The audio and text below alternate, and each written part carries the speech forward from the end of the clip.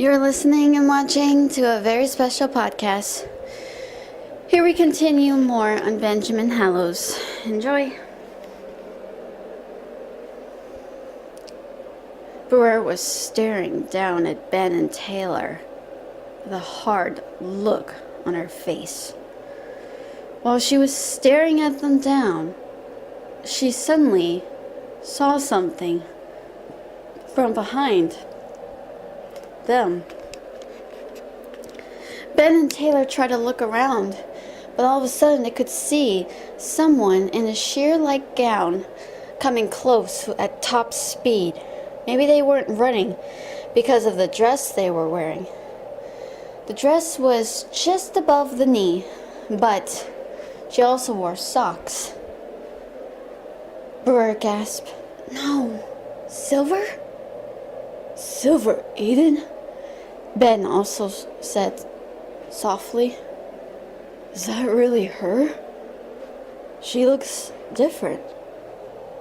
That's when Brewer cried out, "Thank God you're here. I was wondering..." Before she could say anything else, Sylver stepped in between Brewer and Ben. "Stop this now," she commanded. "Don't even think about hurting him." "What?" "Sylver?" Ben said softly. "Why is she helping us?" Taylor wondered. "Sylver, have you been brainwashed? He's the enemy." "No, he's not. He may be responsible for what he did, but somebody else was also pulling the strings. He's not really the one responsible to the extent. I know that. I know." Brewer looked at her as if she had gone crazy. Sylver looked at her, then looked at Ben with a shy expression. She had to say, "Oh, hi," she said. "Hello. It's good to see you again. How's the wound, love?" Ben asked. Brewer then pulled her hair to the right side, pointed there at the neck, and said, "All healed. Thanks." "You took good care of yourself, huh?" "Actually, somebody managed to help me out with that. But, I also wanted to give you my thanks." However, Brewer said, "Would you mind explaining to me what the hell is going on?" "If you must know," Sylver said, turning to Brewer, "Benjamin Hallows, yes, he should be punished for what he's done. But he didn't come up with this all on his own." That's when Aaron called out, "But he's the one that did this to those innocent people." "Yes, but somebody already got him to quote-unquote pull the trigger. And that's why I used the special machine to enter inside and took care of all that he had." Brewer gasped, "You mean those warehouses?" "Yep. Crispin Joseph Dirge. That's his warehouses. You want to know how I figured that out? I managed to get some help from Alex and the boys." Ben couldn't believe it. "Wait, that was you? You were the one?" he asked in disbelief. Sylver looked at him. "Did you actually believe I was just some girl? You really think I didn't do this all on my own?" However, Ben began to burst out laughing. "Clever girl, aren't you? I believe you have made your horizons widen, haven't you?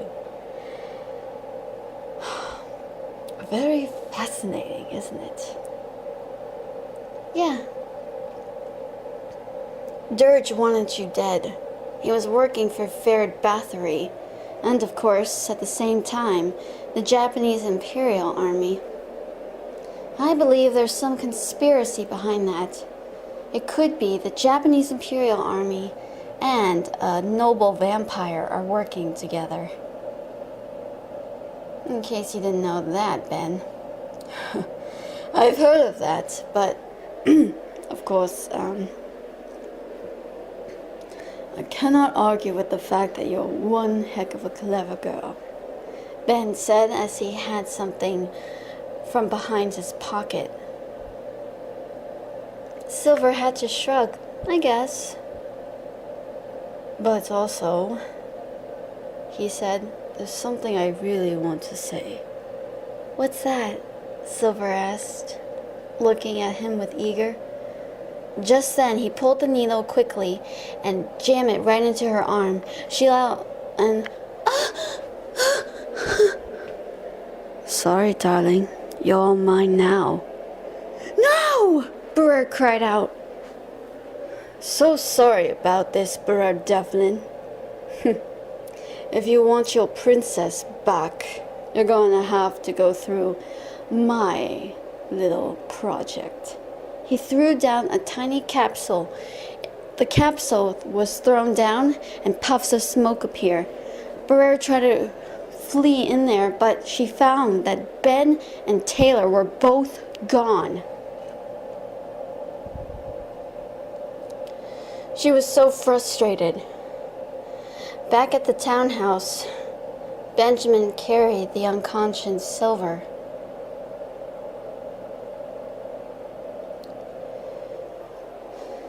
Beauty came in. So, the fairest of them all, huh? What? Nothing. So you finally got her? Yes. Do me a favor. If she wakes up, try your best to keep her company. What are you gonna do? Lock her in the room? No. Of course not. But, there's going to be a lot of things. I know she's going to have to ask me a lot of questions. Why am I here? Be prepared for that. However, Beauty had to laugh a little. What, are you some sort of psychic? No, but that's exactly what she's going to ask. I know because who else knows better than I do?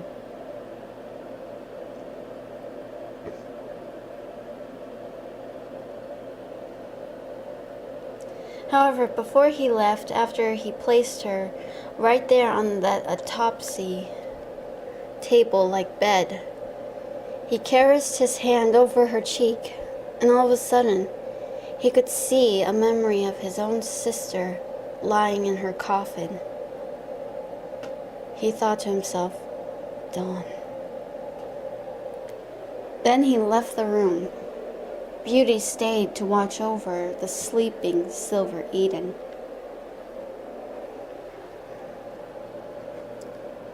It was around nighttime, and Ben was asleep.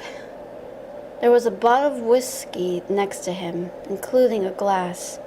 He had drunken himself until he fell asleep. He had been working all night, and he was feverishly drinking while he worked. That's when he had that dream.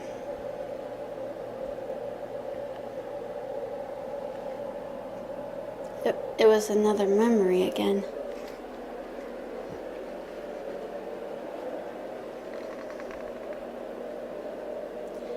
Young Ben was already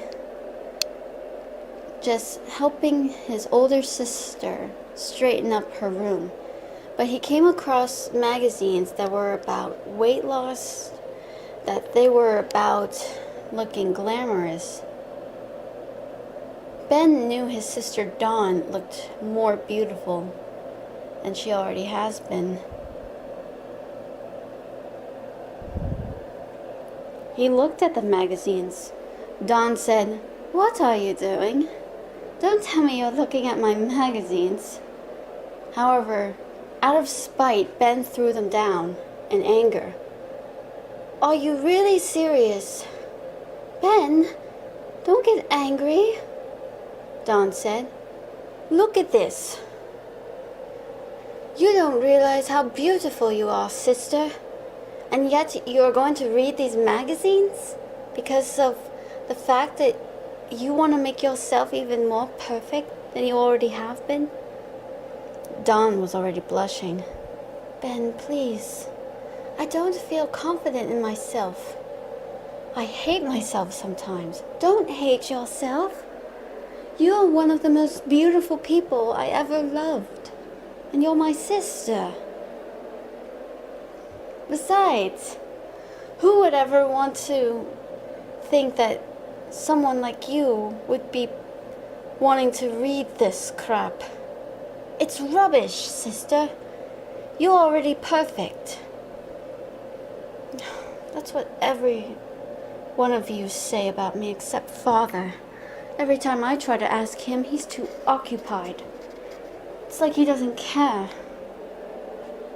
All the boys never like me. It's like I'm going through some sort of discrimination.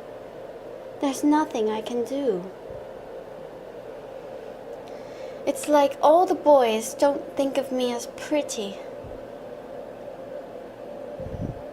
Dawn complained.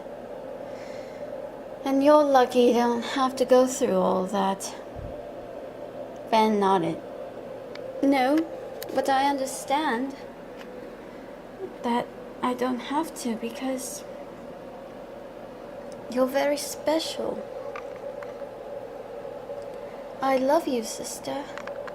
I wouldn't want you to change. Dawn smiled and hugged her brother. Oh, Ben. One of these days, you're going to meet a girl you're going to love and cherish her for the rest of your life. What if I don't find her? You will. One of these days, and then she's going to beg you to marriage one day. One of these days. Oh, that's preposterous, sister. There's no way. Perhaps. I mean, they just need a little more time. And besides, who would want to have a little look at your pretty face? You're like the Sleeping Beauty, the Snow White, the beautiful, wonderful beauty of the Beast. Oh, really? I am the Beast. Oh, I love you, brother. I love you too, sister.